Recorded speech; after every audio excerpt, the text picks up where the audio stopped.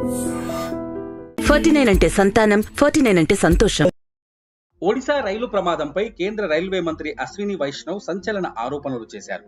3 రైళ్లు ఢీకొట్టడం కేవలం ప్రమాదం కాదని, ఎవరో సిగ్నలింగ్ పాయింట్లో మార్పులు చేశారని అన్నారు. ఎలక్ట్రానిక్ ఇంటర్లాకింగ్ సిస్టమ్స్లో చేసిన మార్పు వల్లే ఇంత ఘోరం జరిగిందని చెప్పారు. సిగ్నలింగ్ లో జరిగిన ట్యాంపరింగ్ పై నివేదిక సిద్ధమైందని, త్వరలోనే బాధ్యులపై కఠిన చర్యలు తీసుకుంటామని స్పష్టం చేశారు.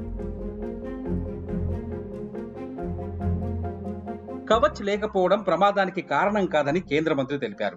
సంఘటనా స్థలంలో కొనసాగుతున్న సహాయక చర్యల్ని అశ్విని వైష్ణవ్ పర్యవేక్షించారు.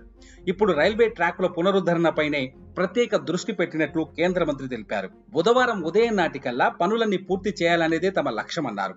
ప్రమాద స్థలంలో యుద్ధ ప్రాతిపదికన పునరుద్ధరణ పనులు జరుగుతున్నాయి. 1000 మందికి పైగా ఒడిశా కార్మికులు శ్రమిస్తున్నారు. రైలు శకలాలను తొలగించేందుకు పెద్ద సంఖ్యలో జేసీబీలు, క్రేన్లు ఉపయోగిస్తున్నారు. రైలు ప్రమాద ఘటనా స్థలంలో ఉన్న కేంద్ర మంత్రి అశ్విని వైష్ణవ్తో ప్రధాని మోదీ ఫోన్లో మాట్లాడారు. సహాయక చర్యలు, ట్రాక్ మరమ్మత్తు పనుల గురించి అడిగి తెలుసుకున్నారు. ట్రాక్ పునరుద్ధరణ పనుల్లో మరింత వేగం పెంచాలని ఆదేశించారు. సాయంత్రానికి ఒక మెయిన్ లైన్ పూర్తవుతుందని, మరో మెయిన్ లైన్ పనులు కూడా ప్రారంభిస్తామని ప్రధానితో కేంద్ర మంత్రి చెప్పారు. ప్రమాదానికి కారకులను వదిలిపెట్టబోమని మరో కేంద్ర మంత్రి ధర్మేంద్ర ప్రధాన్ అన్నారు. దుర్ఘటనపై టెక్నికల్ టీం దర్యాప్తు చేస్తున్నట్లు తెలిపిన ఆయన బాధ్యులపై కఠిన చర్యలు తీసుకుంటామని చెప్పారు.